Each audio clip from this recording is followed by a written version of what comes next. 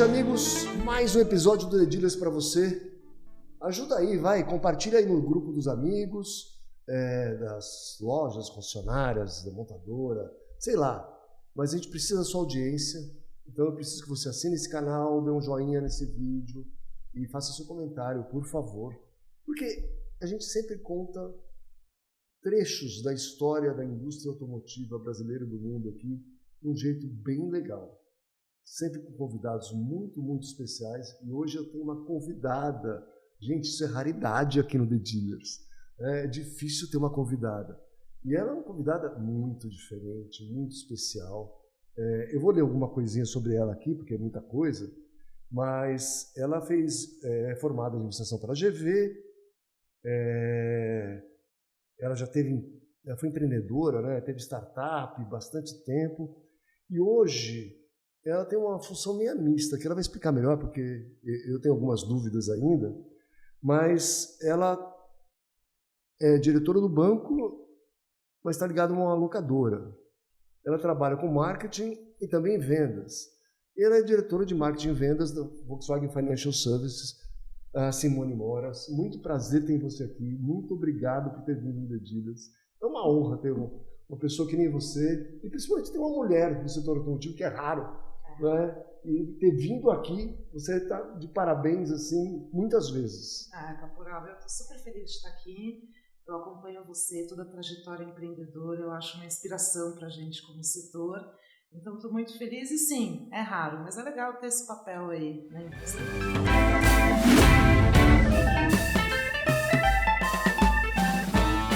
A gente estava conversando aqui, né, de primeiro emprego, de voltar a ser empreendedor, voltar para o mundo corporativo.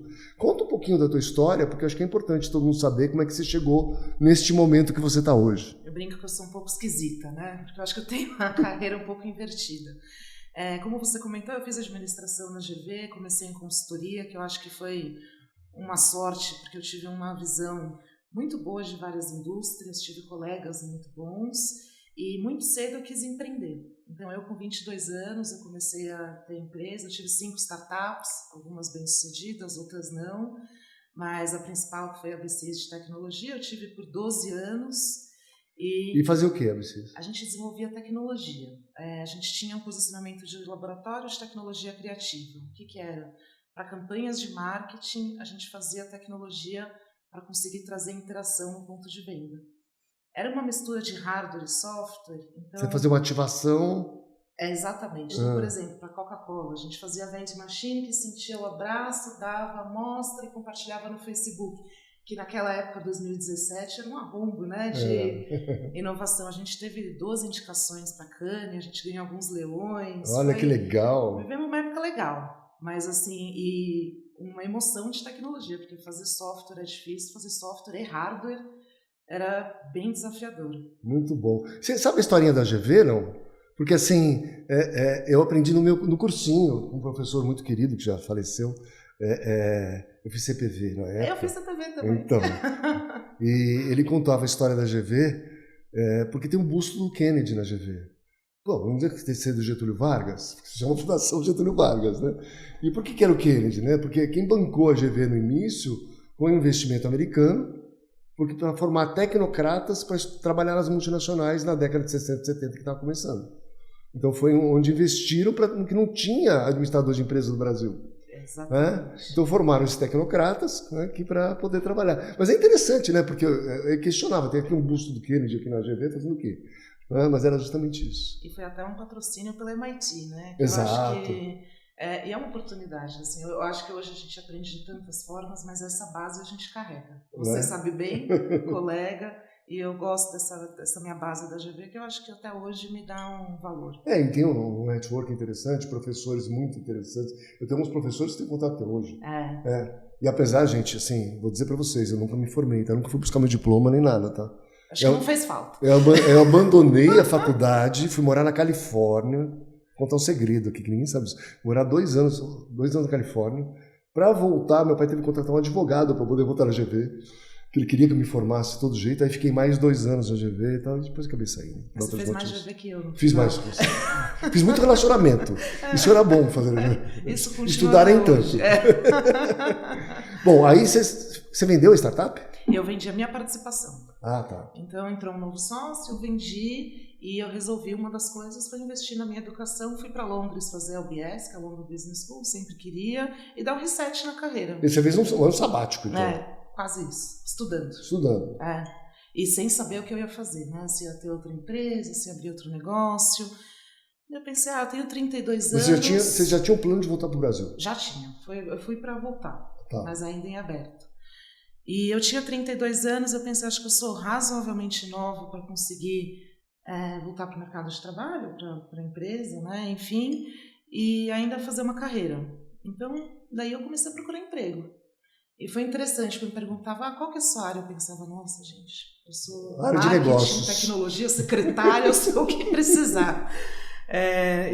A gente, na nossa empresa, na BCIS, a gente conta de trás para frente, as coisas ficam mais fáceis, mas a verdade é que a gente começou sem ninguém, eu contratei o primeiro estagiário, derrubei parede do conjunto pequeno, mas a gente, ao ponto de vender, a gente tinha 42 colaboradores, a gente conseguiu ter alguma robustez em tecnologia, então foi uma história bem vivida. Então, mas é difícil no mundo corporativo, principalmente em grandes empresas, contratar alguém, entre aspas, sem experiência, né? Porque se você pegar nesse mundo, a gente estava falando até alguns nomes antes, né?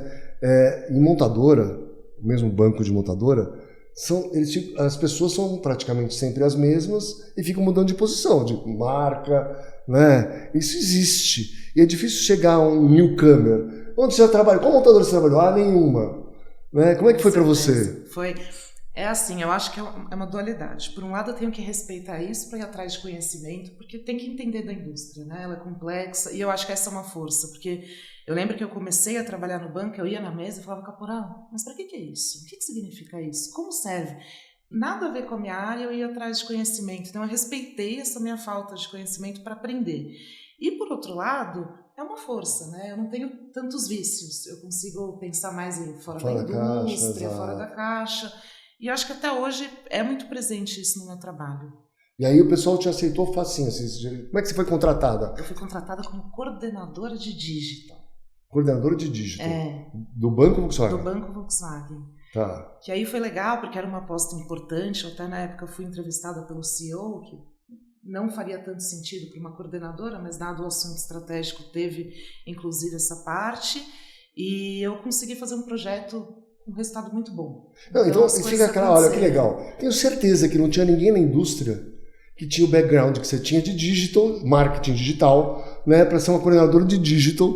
Então tinha que pegar alguém de fora mesmo, né? Tinha, mas aí eu também tive que saber me encaixar, porque sem eu conseguir entender o negócio, eu não conseguiria ter o projeto. Sim. E aí eu acho que é uma coisa que até hoje eu me encaixo bem, porque apesar de ter essa tendência a ser empreendedora de inovação e até de tecnologia, eu consigo ter os hard factors, os números muito claro. E isso sempre me ajudou a conseguir emplacar os projetos e as iniciativas. Que legal, isso que legal. Aí você ficou coordenador de marketing quanto tempo? Eu fiquei uns 2 anos, virei gerente, executiva de produtos, depois diretora de marketing e finalmente diretora de marketing e vendas. Não, mas não é comum, né, ser diretor de marketing e vendas, né? Não, foi a primeira vez do banco. Porque às vezes aqui, na própria Autovalhar, eu tenho que apaziguar aqui os ânimos, apesar que nosso VP comercial tem o marketing embaixo dele, mas tem algumas coisas antagônicas, né? Assim, o marketing mostra algumas coisas que vendas não quer ver, né? Fala assim, não, mas eu fiz aqui meu trabalho, você não fez o seu. Como é que você coordena isso? Vendas quer volume, não quer muita margem, né? Exato. Eu acho que, e aí eu tenho um agradecimento muito grande para o meu gestor, que é o CEO, o Capurusso, porque ele teve essa visão e eu acho que foi uma aposta muito acertada. Tem ambiguidades. Se você pega hoje os meus objetivos pessoais, eu tenho volume e margem. Eu tenho volume de contratos, o volume financiado e ROI. Então, eu estou no começo e no fim do P&L.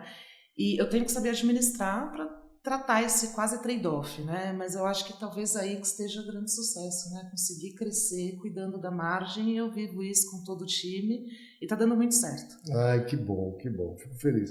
Agora, tem uma dúvida minha aqui, que eu acho que você pode esclarecer, porque são muitas vou dizer assim, muitos negócios. Locadora, banco de montadora, né, um captive aí, banco de montadora, Car Bank, que é um banco para o mercado independente de lojista.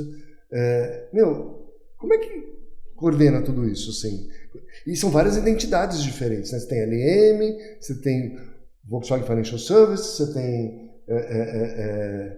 Car Bank. Como é que coordena? Eu vou até complementar, porque a gente tem Audi, a gente tem Porsche, a gente tem Ducati. Não, tem as outras marcas, então complicou mais. Né? A gente tem consórcio, a sétima maior do Brasil. Exato, E corretora também, a gente vende muitos seguros e uma carteira grande.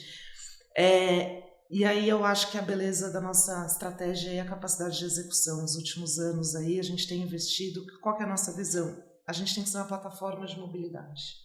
Né? O cliente é rei, o mercado é rei, ele quer ter acesso ao carro. Até pouco tempo atrás também caminhão, agora teve uma separação e o banco de caminhões está fora. Ah, tá. Mas a LM vende caminhão. A LM vende. A Lug vende, né? E aliás, a segunda maior locadora do Brasil de caminhões. Então a gente está. E consórcio também. O nosso consórcio de caminhões está indo muito bem. A gente entende duas coisas. O cliente é rei, né, Caporal? E o cliente ele quer ou comprar um consórcio. Customer centric. Tá. É um pouco batido, mas é a verdade imbatível. E o segundo, banco, locadora, o nosso negócio tem que ser grande. A gente não acredita nos fundamentos de um banco pequeno ou de uma locadora pequena. A escala é uma competência que faz para o negócio parar em pé. Então a gente precisa encontrar isso. A gente tem eu falo um pitch estratégico, mas na verdade é uma essência mesmo de entender o CRM Square, que a gente entende cliente e carro. A gente tem que ter esse cliente, ter a fidelidade desse cliente, trabalhar. É um diferencial, inclusive, para outras montadoras, né? A Volkswagen tem uma carteira gigante, então a gente tem esses clientes que é um ativo. É um ativo, exatamente. Um patrimônio que vocês construíram, né? E tem que como marca. Não é fácil manter, a gente tem que cuidar principalmente disso. nos dias de hoje, né? Exatamente. Mas o segundo, a gente tem o carro, daí você é a pessoa que melhor entende isso, né? O banco cativo, como natureza, no começo tinha o foco no 0 km, mas é um ativo caro que está andando, está em outros ciclos e a gente tem que acompanhar. Então, essa entrada em usados, principalmente pelo Car Bank nos últimos anos, é justamente para ter a escala e dois, ter esse acesso ao segundo e terceiro ciclo desses carros que são uma vertente de CRM mesmo. E até para manter o cliente na marca, né? Conseguir fazer isso. Muito interessante. Mas e como é que é a abordagem? Porque assim, eu acompanho os outros bancos que não são de montadora, então tem vários aí, né? Que tem uma equipe de campo assim, de 1.000 pessoas visitando loja. Né? Como é que o Car Bank faz? Porque assim, é tudo apartado? É tudo apartado. A gente hoje, e até um número interessante do banco, a gente está com uma carteira total entre banco e locadora de cerca de 65 bi. É grande. Se você pegar os bancos comerciais aí, tem um pouco maior, o outro um pouco menor, a gente está entre os maiores de fato. E como a gente faz isso acontecer? É uma natureza que já vem da origem, porque a gente trata a Audi como Audi e Volkswagen totalmente separado de Audi. Tanto para cliente quanto para marca e para produtos. São mundos diferentes. Então a gente aporta essa inteligência de muralha da China mesmo para conseguir atuar no segmento de usados. A gente tem um time comercial totalmente apartado, a gente tem regras de negócio diferentes, adaptadas, e a gente não mistura inteligência. Até porque você sabe que o cliente é do concessionário, o cliente é do lojista, e a gente não pode misturar isso. Mas assim, outras montadoras tentaram entrar nesse mercado de independentes e poucas tiveram sucesso, e vocês estão tendo um destaque grande, né? Eu acho assim, muito legal, muito diferente, até para adotar um novo nome, né, porque é uma estratégia legal, porque diferencia um pouco, assim, porque é uma briga de cachorro grande, né? É complicado, né? E assim, até nos fundamentos, né, de crédito, disposição, é muito diferente, o perfil e a gente tem que saber responder a isso. Aí eu acho que a gente, como empresa, teve uma capacidade muito boa de execução, a gente trouxe pessoas de mercado, hoje tem um diretor de multicanais focado nisso, que veio de um outro banco, experiente. A gente investiu muito em tecnologia de crédito, de risco, para saber adaptar, e a gente consegue explorar o benefício de sinergia operacional para, inclusive, devolver custo menor para a nossa operação cativa, mas se adaptar ao necessário para não misturar o negócio, porque são realidades diferentes. Então, e aí tem outro negócio, que é a locadora, né? Que tem que desmobilizar milhares de carros todos os meses, né? Que a gente faz uma parte com muito orgulho, quero fazer mais, deixar registrado, mais, anotado, né? Sempre crescer, e assim, mas é outro bicho para administrar, muito complicado. É um outro bicho, mas que tem que estar no mesmo zoológico, né? Assim, a gente se encontrou num evento há algumas semanas e foi até um pouco tema, e eu acho que é um privilégio meu, nosso, de estar nessa indústria nesse momento, porque que indústria legal, né? Assim, desafiadora até... Você pega a margem das montadoras, é desafiadora, a margem dos concessionários é desafiadora, uma competição crescendo, mas tem tanta coisa que precisa acontecer e eu acho que venda direta é um dos grandes assuntos que a gente tem que enfrentar e construir. Então, eu acho que é isso foi que... o debate do evento, na nossa... Tinham várias verticais no evento, né? Na Vertical Dealers lá que estava lá, o debate foi venda direta. Cada bloquinho lá falava da venda direta de alguma forma, né? E como é que você vê isso? Assim, fala assim, olha, 50% das vendas do Brasil são venda direta. Aí eu falo assim, bom, se você vai na concessionária, alguém chega para você e fala assim, você tem o CNPJ? Então tem a primeira parte. Mas tem o peso das locadoras, né? E tem uma que domina o mercado hoje, né? Que é bem grandona, que toma uma fatia grande disso. Como é que você vê isso daí? E outra coisa, vocês abastecem como marca outras locadoras. Também. Inclusive como banco também, porque a gente como financia. Banco, você financia. Então, para mim é confuso isso. Você não se perde ali? A gente tem que trabalhar para não se perder. Mas assim, tem muito valor para achar, né? Você sabe que... e aí é uma beleza da nossa sinergia como plataforma, porque a gente... Qual que foi a questão, né? E aí uma visão muito dessa gestão do Caporusso hoje no banco, que realmente é muito avançada. A montadora vende muito para a locadora, isso acontece e precisa, vai ser sempre assim. Como a gente pode participar disso e usar as alavancas que a gente tem para ter um negócio diferenciado? E aí que a LM realmente ela é única, a gente é o único banco, ou assim, de forma relevante, o único banco que é locadora e a única locadora que é banco. Então... E essa nossa relação como banco cativo, a gente tem uma rede muito parceira, né? Eles são nossos grandes parceiros. E é uma rede antiga, né? Já bem estruturada. Sólida, né? Sólida, Isso faz uma diferença. Com certeza. Então, qual que é a nossa questão? Os carros estão indo para locadoras, beleza, a gente tem que entrar lá. Mas a gente não quer entrar e colocar esses carros depois para revender... competindo com as concessionárias. Para que fazer isso? Isso fere a nossa parceria com a locadora, isso cria um custo fixo dobrado que a gente teria que ter uma rede nossa. Então não, vamos achar sinergias. Quais são? A primeira, a gente traz o negócio de assinatura e locação para a concessionária. Então a concessionária antes que perdia aquele fluxo aqui direto para a locadora, agora eles são os nossos vendedores. Hoje o Volkswagen Sign & Drive, que é o nosso maior programa por assinatura de marca do Brasil, a gente faz exclusivamente com a rede concessionária. Então... Mas o cliente, quando chega na concessionária, ele sabe disso? Porque eu já fui em outras concessionárias que também tem locadoras, etc. Eu fico meio perdido. E o próprio vendedor não sabe explicar direito. Porque é outro cliente. E aí até os grandes cases de sucesso de concessionário que vendem assinatura, ele tem uma outra operação. Apartada. O cliente de assinatura não é o que visita showroom. É o que quer falar no WhatsApp, resolver rápido, receber o carro rápido, que é um desafio até operacional do negócio, porque a gente tem que ter estoque, o estoque é caro, mas é uma questão para afinar, mas o tempo de entrega é muito sensível e todos os contatos digitais também. 30% do volume do Sign & Drive é online. O cliente faz tudo sozinho online e quer receber o carro na concessionária. E como é que vocês captam os clientes? A gente tem... Através da concessionária. Através da concessionária, mídia digital, integração com a marca. A gente tem aquela coisa do digital hoje, né, que fica no fim do funil ali, é muito refém, você sabe bem, de CAC. Então a gente tenta nutrir esse começo de awareness e aí é uma marca forte, né? O Volkswagen Sign & Drive tá forte. Legal. Mas a gente acredita ainda... Acredita não, a gente então, mas se eu entrar no site da LM, eu vejo lá assinaturas. Tá. É o mesmo Sign & Drive? Não. São modelos diferentes. São modelos diferentes. Porque nós somos clientes da LM. A gente tem mais de 50 carros alugados aqui na autoridade da LM. Tá? Vamos ter mais, hein? Vamos ter mais, não. É que a empresa é pequena, gente. Eu tô tentando. Não tô achando, não. Tô tentando. E a gente, assim, fez várias cotações quando foi... Todo ano faz, né? Quando vem esse contrato. renovar e tudo mais. E a LM tinha os melhores preços do mercado. Assim, e não existe essa... Como é que... O concessionário vende o quê? Vende LM ou vende Sign and Drive? Ele vende tudo que ele quiser, no sentido de, claro que os modelos são diferentes. No Sign and Drive tem uma aptidão já do DNA do concessionário, que é um programa da marca, um produto de varejo. Mas ele querendo, a gente também tem outras assinaturas com outras marcas agnósticas e a gente tem terceirização de frota, que daí ele tem esse papel de atender, por exemplo, autoavaliar. Mas, daí você vai entender bem, claro que tem que ajustar a expectativa de margem. Quando você atende varejo, você tem um atendimento e mais custo para atender a pessoa, claro, e com mais margem. Em terceirização, a gente tem que trabalhar com margem menor. Sim, sim. E aí vai para LM. E aí vai para LM. Entendi. Então, porque no modelo locação, você tem o rent-a-car, você tem a assinatura, você tem a terceirização de frota, é isso? É isso.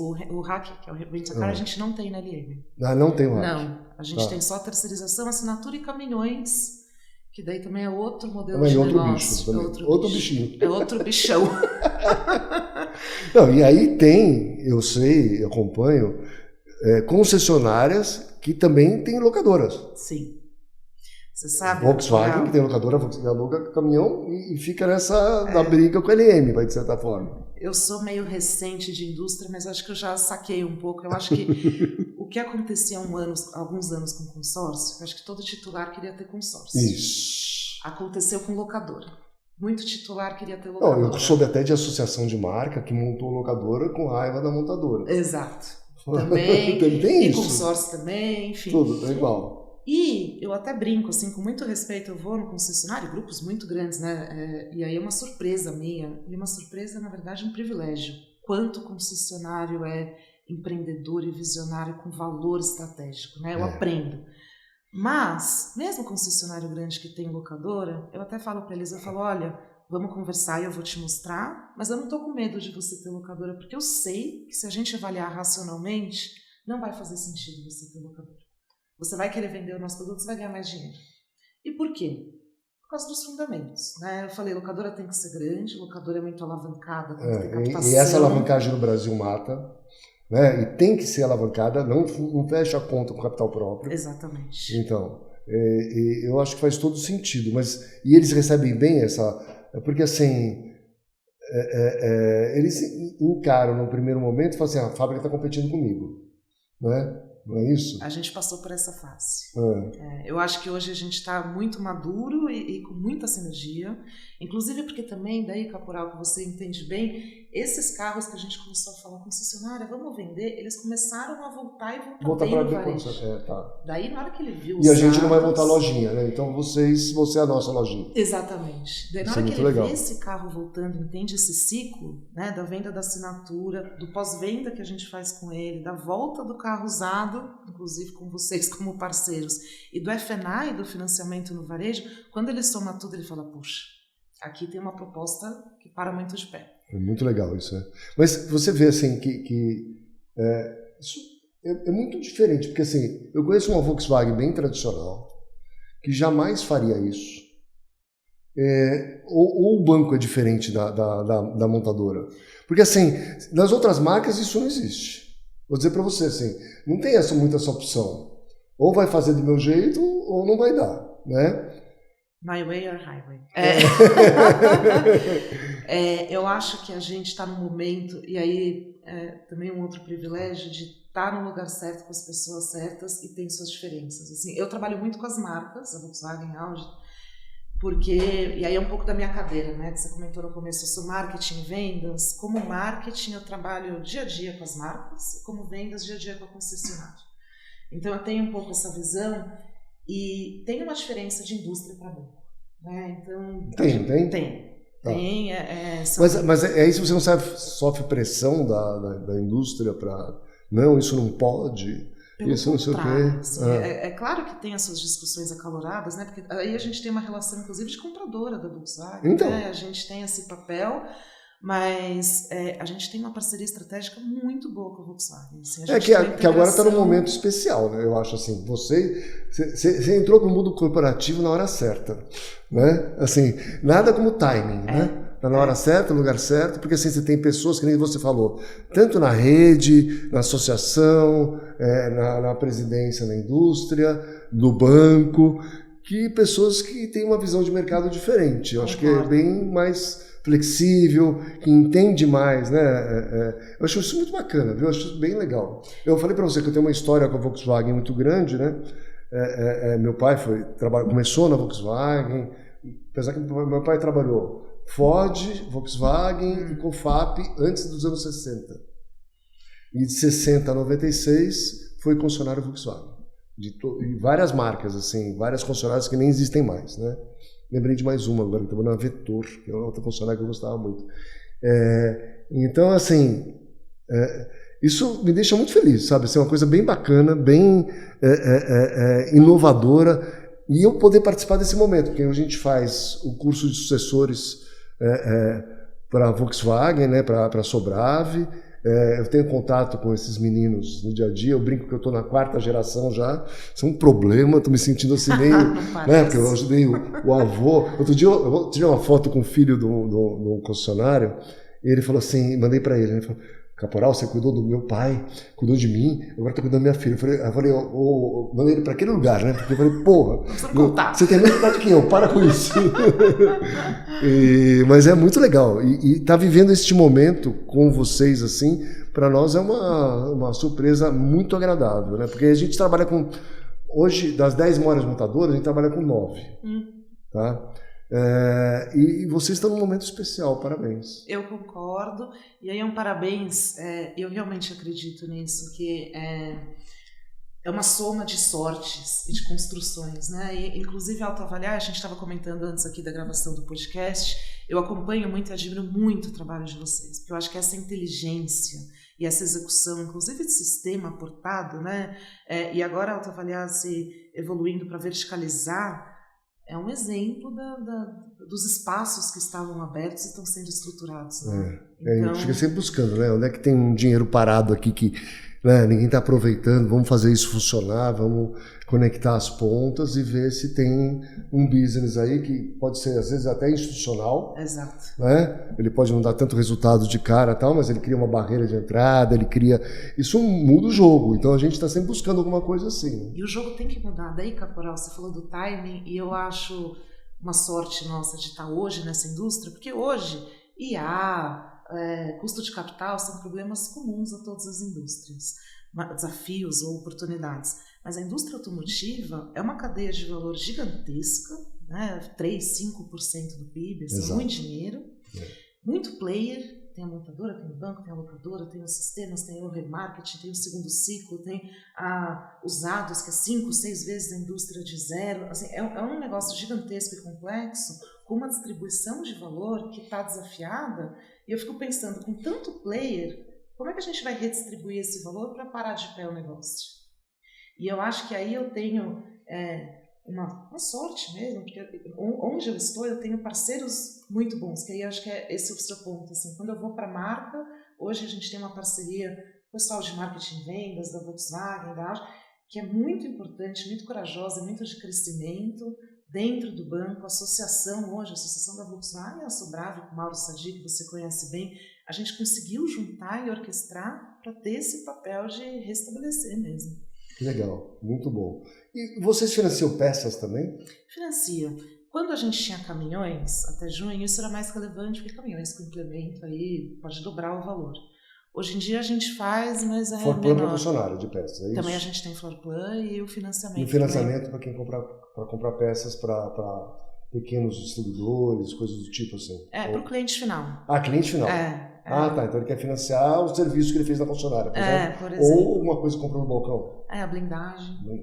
A blindagem hoje eu não sei, mas tem blindagem também no Volkswagen Financial Services? Debaixo tem uma blindagem, uma blindadora? Você nem sabia. A gente tem com parceiros, né? Então a gente tem as blindadoras, a gente tem os homologados, que a gente muito também pelas marcas, para não perder a garantia de fábrica.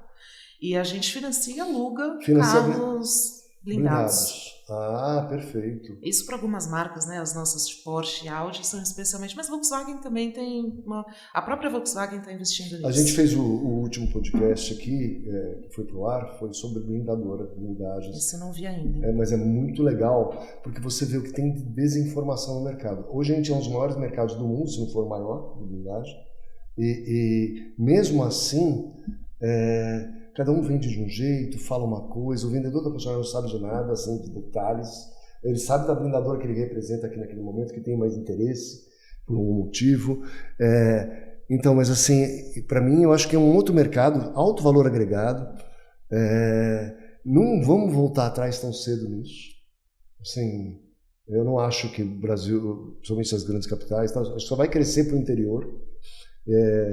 Apesar que São Paulo representa 80% da blindagem hoje, mas na verdade é porque as blindadoras estão aqui. O pessoal leva o carro para fora do estado. A gente não sabe. É só registro, né? Só registro, foi feito aqui a blindagem, então tudo bem. Mas eu acho que é um mercado sensacional para o banco trabalhar. Eu também acho, e eu acho que é uma parte que o residual ainda não está maduro como indústria. A gente tem, não. Né? Não, o residual, então, aí é um problema.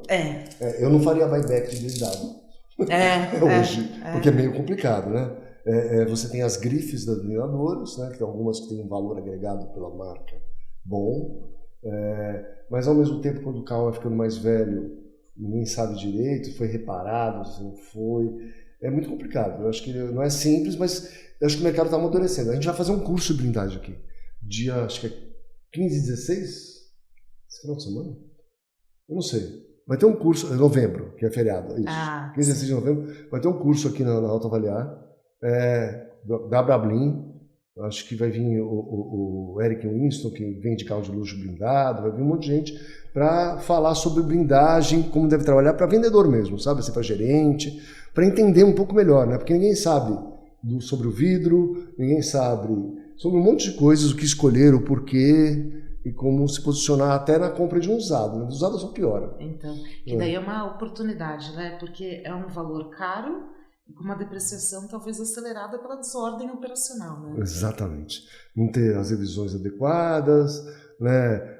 Não ter uma inspeção do carro usado blindado, porque se alguém fez um reparo lá e deixou um buraquinho, a bala passa por ali, né? E como é que sabe, imperdoável, né? Assim, né? É uma manutenção que tem que ser... então, sempre... mas você sabe que quando vai passando o segundo, terceiro dono, vai piorando. É uma indústria que a gente não queria que fosse tão aquecida, né?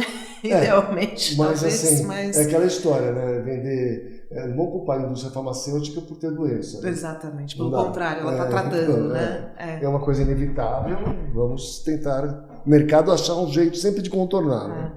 E você sabe que em assinatura, carro pronto entrega de blindado funciona muito bem. Então. Porque a pessoa que foi assaltada, a gente até fez pesquisa, muita gente que foi assaltada e quer trocar o carro rápido para ter blindado e não ter mais essa suscetibilidade. Eu tenho a gente mora em Vinhedo, né? Mas eu vou para São Paulo, então eu tenho um só para ir para São Paulo. Mas eu sempre penso assim, compensa ter esse carro aqui parado, que eu uso uma vez por semana, cada 10 dias, fica lá. Né? Será que eu não iria fazer uma assinatura e usar mais no dia a dia? Sei lá, ter menos carro. Vamos achar esse carro. Já terceiro teste aqui. É muito interessante. Muito bom mesmo. E quais são os planos daqui para frente? Assim, você tem alguma coisa que você possa revelar, falar, um spoilerzinho? A gente tem um plano bem agressivo. Assim, eu acho que os fundamentos a gente tem construído nos últimos anos e quando você pega os próximos anos, a gente tem bastante para crescer. Então a gente tem muita profundidade. Um número que eu posso falar aqui é que hoje mais de 90% dos carros Volkswagen 0 km são financiados por nós. Então isso é uma coisa interessante, né? Porque o concessionário ele tem várias opções de financiamento, né? Ele tem que fazer uma cota lá com o banco da montadora. Normalmente é assim, né? Vai dar prioridade, o banco da montadora tal. Mas como a gente tem uma alta inadimplência no Brasil, tem uma série de fichas que não aprovam, né? Quanto está a aprovação hoje, mais ou menos? Você sabe? O número de cada 100 fichas... 0 km, 65%. Aprovado? Tá bom. Tá bom, mas aqui é um filé, né? É um carro o usado vai para 30, 40. O usado no cativo é um dos 2/3, no mar aberto 1/3, mais ou menos. Então é bem diferente. Então, aí ele tem as opções de lá, de mandar para... Essa fidelidade, eu acho que poucas marcas também têm, não sei como é que tá. Tem, a gente é com certeza hoje o best in class nisso, maior market share, mas a gente não gosta de falar em cota. Então a gente não quer que o concessionário Volkswagen faça com a gente porque é o banco da montadora. Não. A gente faz porque ele vê vantagem. E a gente trabalha para isso e hoje é o fundamento. É uma orquestração, a gente tem uma parceria muito boa com a Volkswagen para saber como investir e trazer essa oferta no varejo, mas o fato é o varejo hoje, a Volkswagen, até competidores de outros bancos falam, Simone, minha equipe eu não mando nem tomar café mais na rede Volkswagen, porque a gente não consegue entrar. Então é claro que a gente tem que cuidar dia após dia, mas o cativo a gente está performando e a gente daqui para cima a gente planeja isso, que é sempre um desafio.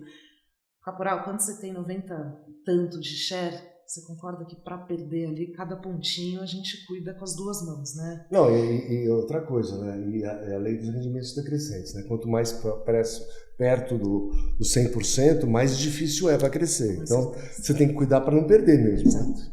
Perder é muito mais fácil do que para cima. É muito mais difícil crescer. A gente está nessa provocação de manter esse patamar e é o que a gente vai fazer. E seguro, hein? Seguro é uma beleza, lindo e complexo também, né? Que indústria fragmentada e desafiadora, né? Então, e vocês vendem seguro alto e massificado também? Também. A gente tem 8 produtos. A gente tem seguro de proteção financeira, acidentes pessoais, franquia, gap, garantia mecânica, garantia estendida.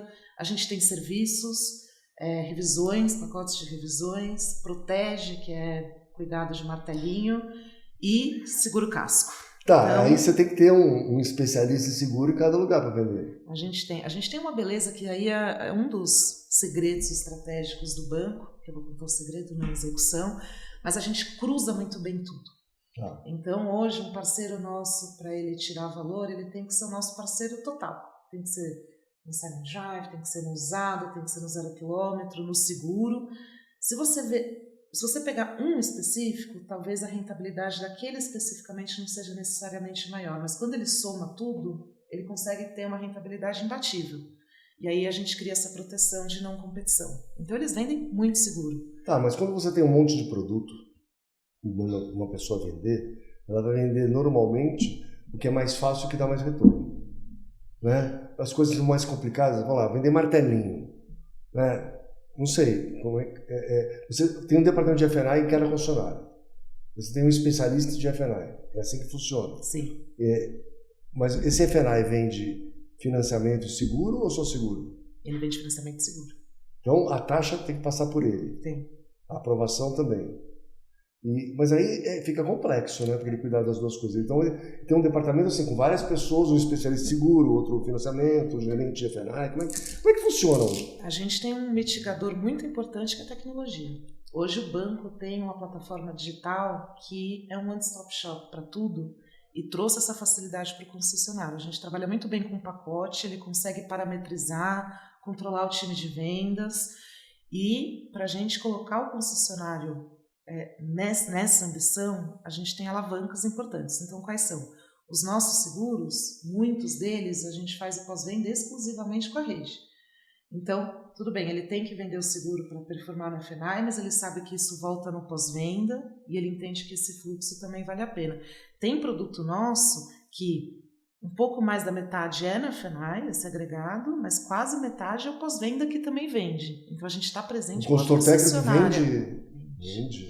E aí você vai entender bem, porque envolve muito a tecnologia do concessionário, a gente começa a entrar numa parte linda, que é essa presença digital integrada às ferramentas. Então a gente é um banco que tem integração com o DMS, a gente tem integração com os F&Is, no tablet do pós-venda tem ali para vender o cartão de crédito, porque a gente sabe que esse atrito de fazer o F&I vender seguro ou o pós-venda querer vender seguro tem que ser mitigado por uma jornada fácil. Fluida, né? Fluida.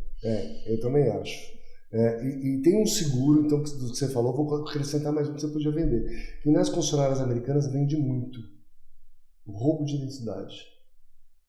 Esse eu não estou com essa oportunidade, não. Tá vendo? Mas pensa nisso, porque eu quis comprar outro dia no Brasil e não consegui. E hoje está todo mundo com problema de clonar o WhatsApp, de pedir dinheiro, de abrir conta, né? A abrir gente conta, tem fraude com tem isso. fraude com isso, né? E cada vez o crime organizado está mais especialista, né? Melhor. E esse seguro, quando você vende um carro, na parcela ele é muito pequenininho. E todo mundo tem essa preocupação, né? Hoje em dia. E não tem ninguém oferecendo. Então, ID theft, se você botar lá, tem um monte de funcionário americano ganhando muito dinheiro com isso. Nossa, eu vou... E aí até um ponto, né? A gente usa a biometria facial, claro, para assinar os contratos. E até a biometria facial está com essa preocupação, né? Porque a falsificação chegou até na... Porque com a inteligência artificial, né, você consegue fazer. Então, é uma loucura. E aí era mais uma coisinha que o funcionário podia ganhar dinheiro. Para o consumidor é uma segurança a mais, que vai custar pouco. Né? Porque hoje em dia, que é uma preocupação de todo mundo, né? Fala assim, não sou eu mesmo fui roubado várias vezes, né? A minha foto, essas coisas assim, que acontece com todo mundo de alguma forma, né? Virou até piada, né? Virou até meme hoje em dia. Mas assim, então a gente tem que eu acho que é um negócio que podia funcionar. Eu procurei para comprar, não achei. E eu seria uma cliente que também gostaria de comprar. Faz sentido. É barato e tal, e tira uma preocupação, porque o seguro, eu brinco, né? Eu vim de seguro um tempo, né? E eu falava assim, você tem band-aid em casa? Tenho. Mas você se corta todo dia, tal, por que você tem band-aid? Né? É uma segurança, é uma coisa a mais, que caso tenha um cortinho, tem alguma coisa, você tem o band-aid. O seguro é igualzinho, né? E o Brasil é muito subassegurado, né? Então... É uma oportunidade aqui. Também acho. Tem um problema, né? Um bolso restrito, gastar para prevenção, é uma limitação. Mas aqueles seguros são baratinhos. Porque o que mais pesa na parcela, vamos falar a verdade hoje, né? Nós temos uma taxa de juros muito alta. Então isso pesa. Né? Não tem como tirar aquilo. Aí um segurinho de mais R$10 por mês não vai fazer diferença nenhuma numa taxa absurda que tem hoje. Então... É bom você ter essa clareza da taxa. Você sabe que na minha vida, nas relações... Muita gente fala, não, o banco que está ganhando muito dinheiro. Eu penso, gente, não, hoje em dia não é exatamente, né? Tá caro, a gente parte de o dinheiro está caro. Exato. E às vezes as pessoas acham que aquele custo é a margem do banco, muito pelo contrário, o custo, né? O ponto de partida.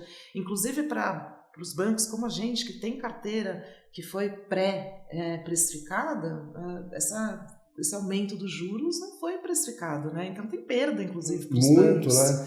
Não, e você podia até explicar a mágica do juro zero também. Pode falar como é que funciona nas montadoras, porque muita gente, apesar que está da indústria, não entende direito como isso funciona, né? Como é que eu consigo dar zero de juros no primeiro ano, ou comece a pagar só daqui a X meses, com esse custo do dinheiro que tem hoje? É um investimento.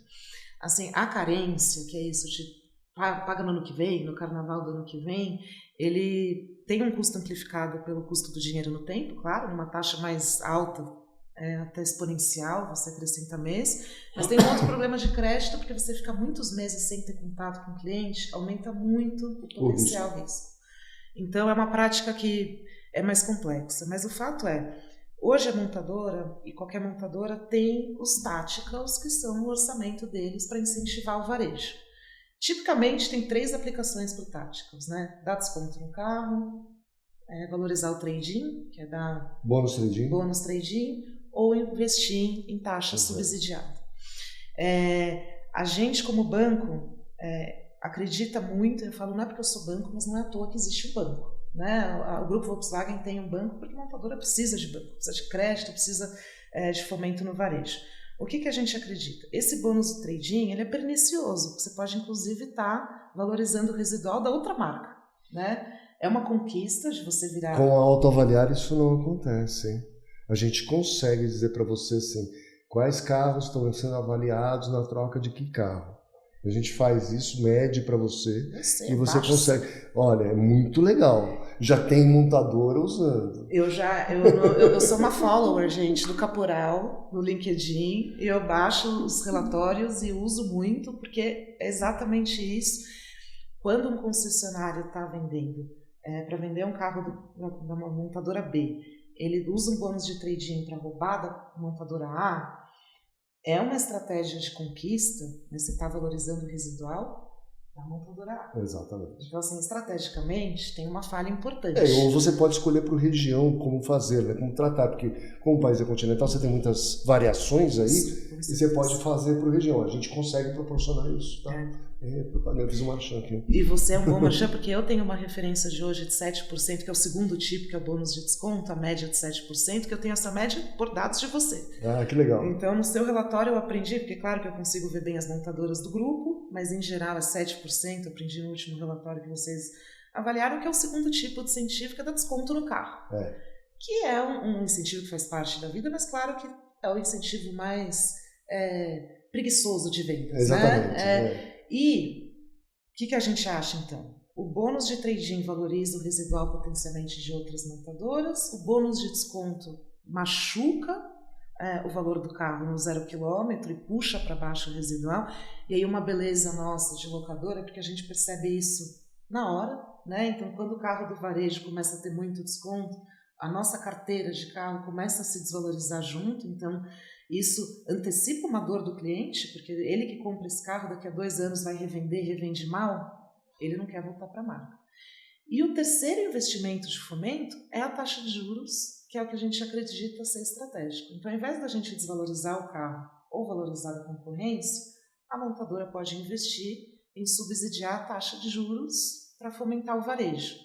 Então, como a gente faz hoje? As montadoras, elas investem, a gente investe junto, então aí você imagina as negociações para ter esse custo Brasil que não está baixo, para a gente conseguir chegar a taxa zero, taxa 0,49, 0,99 e incentivar o varejo. Muito bom. No Brasil, a gente teve leasing há muito tempo atrás. De certa forma, ele se confundia muito com financiamento, começaram a tirar o valor residual, que eu vou chegar nesse drama do valor residual. E a gente substituiu isso por assinatura, de certa forma. Né? Hoje a assinatura é o nosso novo leasing, né? E funciona muito bem. Mas o residual ainda é uma dor, né? Para todo mundo. Por que essa dificuldade de calcular o residual ou de ter um residual? E você sabe que não é só aqui, né? Assim, eu morei nos Estados Unidos e fazia muito leasing lá. Né? Imigrante, quando vai para os Estados Unidos, gosta de ter carro bom. Né, que às vezes não tem tanto acesso aqui, ou se estiver blindado, então faz o leasing e pronto, o carro é maravilhoso. Então, eu fiz parte dessa categoria. Mas aí eu olhava nos contratos que eu assinava, de cara eu já olhava lá no final, eu falava assim, opa, quer dizer que se eu devolver o carro aqui 2 anos, eu quiser comprar, custa tanto, mas esse carro não vai valer tanto. E eu começava a fazer essa continha. Por que não trabalham tanto aqui ou tão bem o valor residual? Como é que funciona? Sabe, Caporal, uma curiosidade. Eu, em 2017, eu fui estudar em Londres, um curso muito bom, e o case que eu tive em Londres foi sobre a Localiza. Sério? Eu, numa faculdade em Londres, e uma grande referência foi a Localiza, e não à toa, né? Uma locadora com 600 mil, 650 mil carros, não é pouca coisa. O residual, eu acho que tem uma parte que é muito complexa mesmo. Assim, até eu que tenho contato hoje com risco de crédito e risco de valor residual, o risco de valor residual ele é menos previsível do que o risco de crédito, na minha opinião. Quando a gente fala de risco de crédito, mesmo sendo o Brasil que tem suas fases desafiadoras, a gente consegue rastrear melhor as variáveis que explicam o risco de crédito. Então, se você me perguntar, no final do ano passado, o mercado de financiamento automotivo estava 4,2 de over 90, hoje está 5, aumentou 80 bips. A gente consegue ter essa regressão de falar, foi essa variável, endividamento da família, tal. Não que seja fácil, mas é mais abordável. O risco de valor residual ele é mais amplo, porque ele depende de macroeconomia, ele depende dos hábitos de clientes e ele depende das deliberalidades comerciais das montadoras. O que eu quero dizer com isso? Quando você tem um carro que você vai vender hoje, o seminovo, ter crédito disponível, ter canal, tudo isso aumenta a chance do valor da cascata melhor. Mas se no 0 km a montadora lançar uma campanha de 20 mil de desconto, derruba o preço. E 20 mil de desconto é maior que a margem que a locadora tinha, provavelmente, no price. Então, eu acho ele mais pernicioso porque ele dá queimadas menos previsíveis que risco de crédito. Não, e também, como medir o market day supply naquele momento futuro? É assim, a gente mede aqui, nós temos uma plataforma que chama Carinvest, né? A Carinvest transforma um estoque num portfólio, como se fosse uma carteira de investimentos. E a gente começa a medir assim, a média de venda diária dos últimos 45 dias daquela marca ou modelo naquela região, comparado com a oferta de veículos naquela região naquele momento. Então, como é que você vai saber naquele momento que vai desmobilizar tantos mil carros daquela marca, ano, modelo, cor, não importa, naquele lugar, porque isso derruba o preço. Exato. Né? É muito complicado. E se você adicionar hoje 4 powertrains diferentes, tem carro elétrico, você tem o híbrido, você vai ter o extended range agora, você vai ter tanta coisa, né? E piorar, você aluga blindado, mais blindado, né? A blindagem. Como calcular isso? Como fazer essa bola de cristal, né? Olhar para ele e falar assim, olha, esse carro vai custar daqui 2 anos tanto. Exato. É uma análise combinatória incrível. E é muito bem colocado também de tecnologia, porque até esses shifts de consumo, né? O combustão indo para o híbrido, o elétrico mudando tanto. Elétrico é um trauma das locadoras, né? Muita locadora entrou de peito aberto, porque o pitch do cliente faz muito sentido. Eu, como uma cliente, quero ter meu primeiro carro elétrico, faz todo sentido ser alugado para eu testar. Exato. Mas quem que está pagando o custo do teste? É a locadora com o residual a ver. E ela vai realizar esse residual daqui a 2, 3 anos e vai competir com 0 km provavelmente mais barato, porque a tecnologia mudou. E segundo, com autonomia maior, com outros benefícios. Então, assim, eu não quero subestimar o quanto a gente tem que se profissionalizar para entender mais e mais. Estamos, nós, banco, você, com certeza, trabalhando nisso. Mas eu acho que, por definição, o risco de valor residual é mais complexo mesmo. Não, muito mais. E eu acho que quem desmobiliza, eu não sei quantos carros se desmobilizam por mês, mas milhares de carros por mês, tem que ter esse plano o mais ajustado possível com as ferramentas disponíveis no momento. Cada vez as ferramentas evoluem, mudam, mas isso tem que ser muito bem controlado, porque isso faz uma diferença enorme no resultado. Pode matar o resultado. Pode matar o resultado. A gente viu impairments de locadoras bilionários, né? E justamente pelo residual. E aí eu acho que a gente volta para um ponto que a gente estava falando do receio de concessionário com usados, e eu acho que a gente sabe, a gente tem claro que concessionário precisa escalar o negócio de usados, né? Onde tem margem. E eu que conheço bem a rede, é muito claro que os concessionários mais empreendedores, até os consolidados, estão indo muito para usados. Os maiores, eles estão com muito isso, e os menores estão caminhando para isso. Mas o receio do concessionário de usados, agora estando nesse lado de locadora, você fala, não é à toa que o concessionário tem esse cuidado com usados, porque instintivamente, talvez não com gestão do risco residual, mas instintivamente ele sabe o quanto é um risco menos previsível. Né? Exatamente. E você estava falando aí, eu fiquei pensando, assim, como é que o próprio concessionário, né, ele se abastece da locadora, dos carros de locadora, que às vezes tem uma quilometragem até às vezes mais alta, pode ter, etc.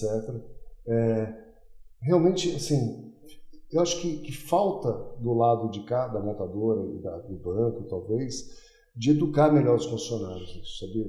Porque, assim, ficaria mais fácil até para escoar. Porque, no caso de vocês, principalmente, que trabalham com a rede da marca. Porque precisa...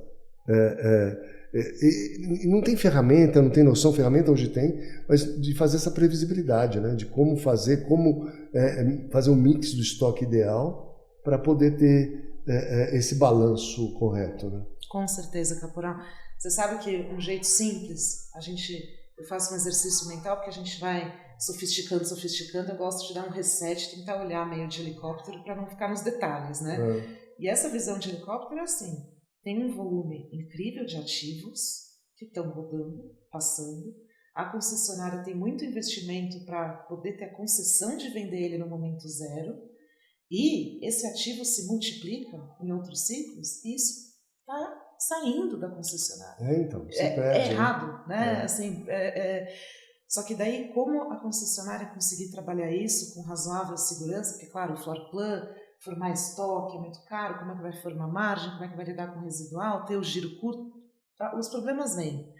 Mas, assim, a gente acredita muito que o caminho é perseguir esses usados, e aí, de novo, não é porque sou banco, mas é porque realmente existe uma proposta de valor, ver a margem de um jeito maior, e aí o F&I tem muito papel, né? E tem os certificados da Volkswagen? Não, mas não. Queremos, vai ter um dia. É o nosso quarto teste para a gente conversar muito, porque a gente não tem organizado em certificado, que talvez seja até um case bom.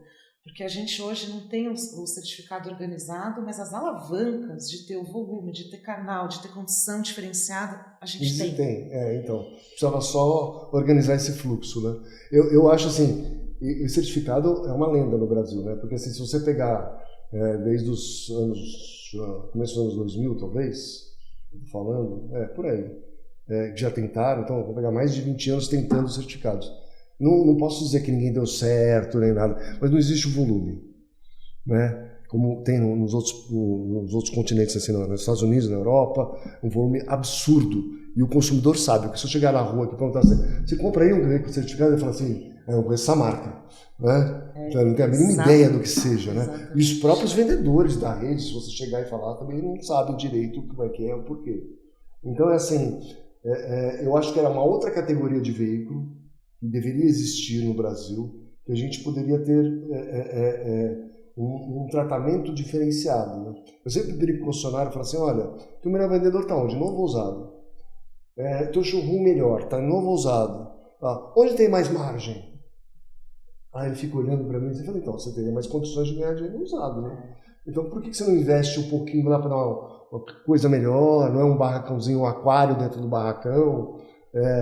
Você tem vendedores tão bem uniformizados, bem apresentáveis, porque ainda trata como se fosse um submundo, um subnegócio. Quase um mal necessário, né? Para o trading, assim. Exato. Tem que ter algum... Antigamente era, eu vou dizer que hoje não é tanto. Mudou bastante. Né? Temos que considerar que tem operações bem boas, aí, bem arrumadas. Mas mesmo assim, ainda não tem aquele tratamento como se fosse um cliente de segunda categoria. Você sabe que, assim, eu vejo na rede grandes concessionários, você deve saber até quais são que eu estou comentando, que tem redes de usados que são uma marca, eu até falei para uma, tá mais bonito que outras marcas, assim. Ele tem um grau de profissionalização muito alto. Daí eu tenho uma opinião, um feeling. O que eu acho? Os maiores, eles conseguem ter muita capacidade de execução, de investir, de abrir 30, 40 lojas, ter a marca, ter o padrão e escalar o negócio. Mas eles têm um pouco de deseconomia de escala, porque como eles são muito grandes, eles não conseguem estar tão perto da operação para cuidar e não deixar vazar rentabilidade. Porque eu percebo muito isso. A gente fala muito, não, as concessionárias têm que consolidar e crescer. Sim, elas estão, né? Concessionária, os grupos estão se juntando, crescendo, estão... A mesma entrada dos challengers, das novas marcas, são muitas dos grupos tradicionais, sim, claro. Né? Mas tem algum ponto que o concessionário vira muito grande que começa a ter um pouco dos desafios que eu acho que eu, como executiva de uma empresa grande, também vejo, que aquela falta da barriga do balcão do dono também faz falta. Muito. E hoje com tecnologia, ferramenta e apoio, né, assim, você consegue hoje ter esse controle. Eu acho que muitos estão já enxergando isso, né, conseguem ter isso, mas eu insistindo ainda no certificado, eu acho assim, a gente precisa ter um financiamento especial para um veículo diferente. Né, para esse veículo certificado, já que você tem um fluxo, um volume X, etc., e um tratamento diferente até de showroom, de vendedor, de tudo, para dar um destaque para aquele veículo, que ele é nem usado, nem o novo. Mas ele está ali no meio, porque a preocupação de todo mundo que compra o carro usado é assim, vai quebrar, vai desvalorizar, o que eu vou fazer depois? Né? Como é que eu... É isso. Se eu der uma garantia para ele, até de recompra, de uma série de coisas aí, né? Se ele fizer todas as revisões comigo, se não sei o quê, você mitiga isso de uma maneira absurda. Concordo. Né? Concordo. Mas até hoje não deu certo. E eu acho que tem motivos. Complexo. É complexo, não é facinho, né? Não, exato. Não é nada facinho. Eu brinco assim, tem explicação, mas não justificativa, porque a gente não pode se acomodar. Mas eu acho que hoje está mais fácil fazer. Assim, eu acho que daí... E é um papel nosso, você comentou, e eu acho que a gente tem essa vantagem de ter essa plataforma de mobilidade que vai também do zero usado, do financiamento para a locadora, porque a gente consegue ter o carro, a gente consegue financiar no varejo, a gente consegue dar o floor plan, a gente consegue juntar toda essa cadeia. O que daí eu falo, eu como hoje marketing e vendas me provoco, é assim, como resumir toda essa intenção que você, quem está ouvindo do setor conhece, mas para pegar o cliente da rua e falar claramente, entre comprar o carro X e comprar o X certificado, compre o X certificado por causa dos benefícios ABC. E esses benefícios ABC serem simples para o time de vendas tem que ficar claro, né? Então. Porque eu quero assustar, tá, mas por quê?